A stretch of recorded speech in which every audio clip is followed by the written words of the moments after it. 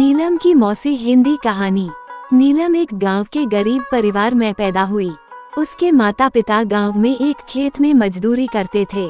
बहुत ही मुश्किल से गुजर बसर होती थी। नीलम 2 साल की थी, तभी गांव में बाढ़ आ गई। नीलम के पिता उस बाढ़ में बह गए। नीलम और उसकी माँ किसी तरह बच गई। नीलम की माँ को भी गहरी चोटें आई थी। अस्पताल में नीलम को अपनी बहन बबीता को देते हुए नीलम की मां ने कहा, बहन इसे अपनी बेटी बनाकर पालना। ये सुनकर बबीता ने कहा, ऐसा क्यों बोलती हो दीदी, आप ठीक हो जाऊंगी। ये सुनकर नीलम की मां के आंसू बहने लगे और कुछ ही देर में उसने अपने प्राण त्याग दिए। बबीता ने अपने पति मोहनलाल जी की मदद से किसी तरह नीलम की मां का अंतिम संस्कार किया और फिर वह नीलम को लेकर शहर चली आई।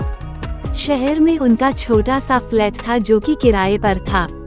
मोहनलाल जी एक छोटी सी नौकरी कर शहर में गुजर बसर कर रहे थे। इस पर नीलम के आने के बाद खर्च और बढ़ गया था। 2 साल की बच्ची को पालना भी आसान नहीं था। मोहनलाल जी को ये सब पसंद नहीं आ रहा था। बबीता किसी तरह नीलम को पाल रही थी। कुछ दिन बाद एक दिन बबीता अपने पड़ोस में रहने वाली सहेली सुजाता से बात कर रही थी। बहन, समझ नहीं आ रहा क्या करूं, इनकी थोड़ी सी तनख्वाह में हमारा ही गुजारा बहुत मुश्किल से होता है। अब नीलम के आ जाने से बहुत परेशानी हो रही है। सुजाता ने कहा, एक काम कर, इसे किसी अनाथ आश्रम में छोड़ा, वहां अपने आप पल जाएगी। बबीता बोली, ये क्या कह रही है तू, मेरी बहन की अमानत है। मेरा अपना बच्चा होता तो क्या मैं उसे अनाथ आश्रम में छोड़ देती। ये सुनकर सुजाता ने कहा, मुझे माफ कर दे, न जाने मैं भी क्या बोल गई। एक काम कर, न मैं इसे कुछ घंटे संभाल लूंगी, तू कोई काम ढूंढ ले। मेरा मतलब है कुछ घरों में काम करना शुरू कर ले।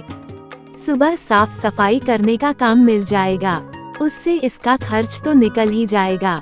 बबीता ने बोला, तू ठीक कह रही है, अगर तू इसे कुछ देर संभाल लेगी तो मेरी बहुत मदद हो जाएगी।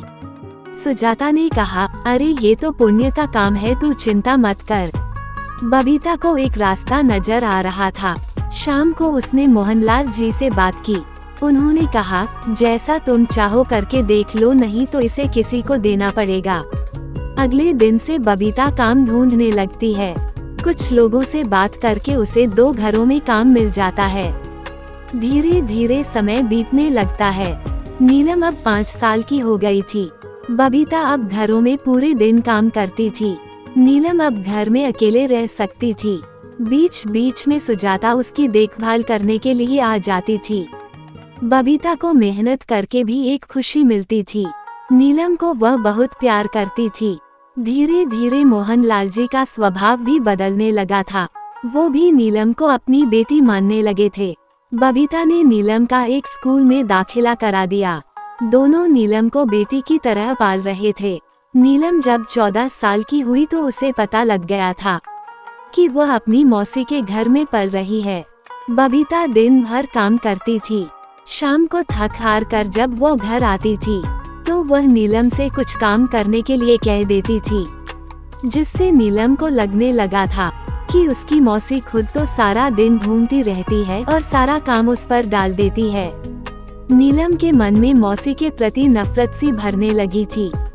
नीलम अब सुजाता से भी बात नहीं करती थी, इसलिए सुजाता ने भी आना छोड़ दिया था।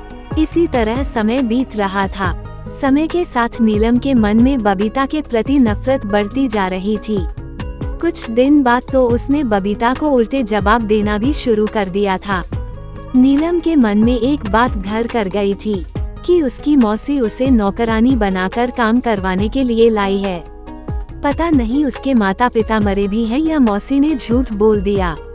मोहनलाल जी और बबीता को नीलम के इस व्यवहार से बहुत दुख होता था।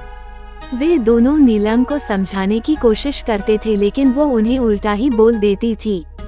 नीलम की पढ़ाई पूरी हो चुकी थी। उसने नौकरी ढूंढनी शुरू कर दी।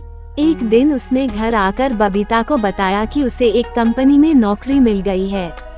बबीता बहुत खुश हुई कि उसने अपनी बहन से किया वादा पूरा किया। नीलम को अभी नौकरी करते हुए कुछ ही दिन हुए थे कि उसने अलग फ्लैट किराए पर ले लिया और वह अलग रहने लगी। जब नीलम जा रही थी तो बबीता ने उसे रोकने की बहुत कोशिश की, लेकिन वह कहने लगी, मैं अब तुम्हारी गुलाम बनकर नहीं रह सकती, इसलिए मैं जा रही हूँ। मोहनलाल जी और बबीता को बहुत दुख हुआ। बबीता ने अब काम पर जाना छोड़ दिया था।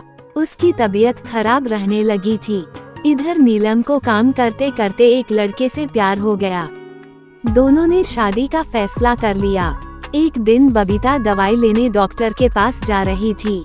तभी उसे रास्ते में सुजाता मिली। कैसी है बहन, ये क्या हाल बना रखा है? बबीता ने रोते हुए उसे सारी बात बताई। तब सुजाता ने कहा, अरे मैंने जो नया घर लिया था वहीं पास ही में एक फ्लैट में नीलम रहती है। उसने तो शादी कर ली, तुझे नहीं बताया। ये सुनकर बबीता का दिल टूट गया। वो बहुत ज्यादा बीमार रहने लगी। एक दिन नीलम के पति रोशन किसी काम से जा रहे थे। उन्हें रास्ते में सुजाता मिली। पड़ोसी होने के नाते सुजाता ने नीलम का हाल चाल पूछ लिया। तब रोशन ने पूछा कि वे नीलम को कैसे जानती हैं। सुजाता ने रोशन को सारी बात बताई कि कैसे बबीता ने नीलम को पाल पोस कर बड़ा किया। ये सुनकर रोशन को बहुत दुख हुआ, क्योंकि उसे इस बारे में कुछ भी पता नहीं था। रोशन ने नीलम से जाकर इस बारे में पूछा, नीलम तुम्हारे माता पिता इसी शहर में हैं, तुमने बताया नहीं। नीलम, आपके कैसे पता? वैसे वे मेरी मौसी हैं, जिन्होंने आज तक ये नहीं बताया कि मेरे माता पिता कहाँ हैं। वो तो बस मुझे नौकरानी बनाकर रखना चाहती थी। तब रोशन ने कहा, कोई भी मालकिन अपनी नौकरानी से बिछुड़ने के गम में मरने जैसी हालत में नहीं पहुंच जाती। वो तुम्हारे से बिछुड़ने का दुख सहन नहीं कर पा रही हैं। तुम्हें उनसे माफी मांगनी चाहिए। ये बात सुनकर नीलम ने कहा, ये फिर कोई नई चाल होगी मौसी की। तब रोशन ने कहा, अगर वो उस समय तुम्हें नहीं पालती तो शायद आज तुम जिंदा भी नहीं होती। रोशन की बात सुनकर नीलम को अपने किए पर पछतावा होने लगा। उसने मौसी से जाकर मिलने की सोची। 2 दिन बाद नीलम अपने पति रोशन के साथ मौसी से मिलने गई। वहां जाकर पता लगा कि 2 दिन पहले ही बबीता सबको छोड़कर चली गई। नीलम उसकी फोटो के सामने फूट फूट कर रोने लगी। मोहनलाल जी ने नीलम को संभालते हुए कहा, बेटी वापस आने में बहुत देर कर दी। तेरी मौसी तुझे बहुत याद करती थी। नीलम ने प्रायश्चित करने की सोची। नीलम और उसके पति रोशन मोहनलाल जी को अपने घर ले आए। नीलम उनकी पिता की तरह देखभाल करती थी। रोशन भी उन्हें अपने घर के बड़े बुजुर्ग की तरह मान सम्मान देता था। नीलम हर दिन बबीता की फोटो के सामने दीपक जलाकर उनसे माफी मांगती थी।